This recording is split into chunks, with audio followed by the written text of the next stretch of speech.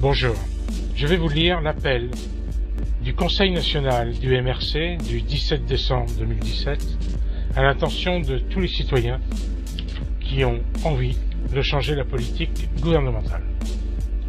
L'élection d'Emmanuel Macron a consacré la fusion des libéraux de gauche et de droite.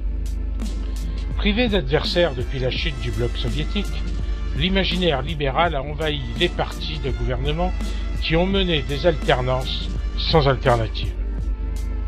Réduits à une opposition artificielle, les libéraux de chaque camp ont trouvé cette fois un débouché politique commun avec En Marche et la victoire de son leader au printemps. Cette victoire cache pourtant une contradiction. L'élection du nouveau président de la République procède d'un désir réel de renouveau de la politique et en même temps, il incarne le prolongement et l'approfondissement des solutions libérales essayées depuis 30 ans. Un tel malentendu originel ne peut que conduire à de grandes désillusions parce que les mêmes solutions produiront mécaniquement les mêmes résultats. Pour l'heure, l'irruption de cette offre nouvelle est venue troubler le paysage traditionnel. Pour autant, le clivage gauche-droite ne s'évapore pas. L'émergence d'un pôle libéral rassemblé et décomplexé offre à la gauche l'opportunité de se refonder, à condition toutefois qu'elle intègre la nécessité de redéfinir son contenu. La fin du cycle d'Épinay nous met devant un défi majuscule: inventer une réponse politique à la hauteur face au modèle libéral qui conduit à l'atomisation des corps sociaux et à la dévitalisation des démocraties. À défaut, elle laissera le champ libre à une droite radicalisée autour des questions identitaires.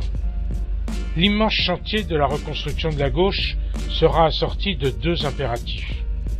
La stratégie de l'unité, qui s'inscrit dans une opposition déterminée au gouvernement d'Édouard Philippe et à la construction d'une doctrine de progrès social adaptée au XXIe siècle. Le choix de l'unité est précisément rendu aujourd'hui possible par la réunification des libéraux qui débarrassent la gauche de ses faussaires. Mais celles et ceux qui privilégient la guerre de tranchées et le sectarisme condamnent la gauche à la marginalisation, donc à l'impuissance. Notre tâche consiste à bâtir une majorité de transformation. Pour y parvenir, l'invention d'un nouveau logiciel politique est décisive, car la crise politique que nous traversons est d'abord une crise de la pensée politique. Les libéraux ont imposé une hégémonie intellectuelle, culturelle et morale qui soumet l'ensemble de nos vies à la loi du marché. Cette idéologie se déploie sans trouver face à elle de résistance organisée après les échecs successifs des projets communistes et social-démocrates. Un débat éclairé sans tabou doit être organisé pour bâtir une nouvelle compréhension du monde, une vision commune et un projet crédible. La crise du travail, la crise environnementale, la crise de la démocratie et la crise de la nation imposent d'imaginer enfin une Europe au service des peuples qui la composent. Le temps presse. Dans un premier temps, l'objectif de rassembler des familles de la gauche républicaine doit être considéré comme prioritaire à partir de 3 considérations. La souveraineté populaire comme source de la légitimité politique, la nation citoyenne et laïque comme espace de la démocratie et l'internationalisme comme horizon.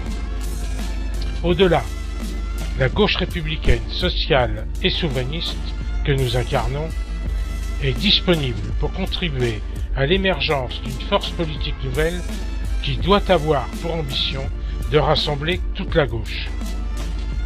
Nous appelons tous les citoyens révoltés par les injustices d'un monde conçu par et pour les puissants, les militants politiques fatigués par la sclérose des vieilles boutiques, les responsables et les élus conscients de l'impasse dans laquelle se trouve aujourd'hui la gauche, à ouvrir enfin une ère nouvelle sans laquelle les citoyens resteraient privés de perspectives pour longtemps.